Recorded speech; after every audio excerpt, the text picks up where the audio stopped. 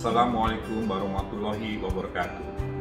Bersama keluarga besar Universitas Abdul Yatama, saya R. Agung Abdul Hadi, Rektor Universitas Abdul Yatama, mengucapkan selamat dan sukses atas terselenggaranya acara pelepasan Commencement Exercise Fatih Bilingual School Banda Aceh. Sebagai Rektor, saya meyakini bahwa semua lulusan pada hari ini merupakan hasil rangkaian proses pendidikan cerdas dari manajemen dan para guru di Fatih Bilingual School Banda Aceh.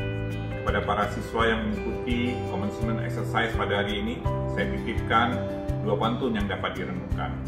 Pertama, adik kecil ceria belajar berjalan, waktunya berbulan. Susah payah jatuh bangun dan terkadang perlu dituntun. Belajar dan sukses tidak dapat dicapai secara kebetulan, namun wajib dicari dengan semangat dan upaya yang teguh. Yang kedua, butik bunga anggrek baru mengembang, wanginya mengharum di tengah taman.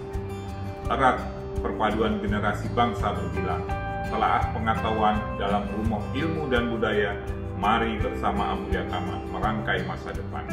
Demikian saya sampaikan, salam sukses, salam sehat, semoga Allah melindungi dan meridhoi semua upaya kita. Wassalamualaikum warahmatullahi wabarakatuh.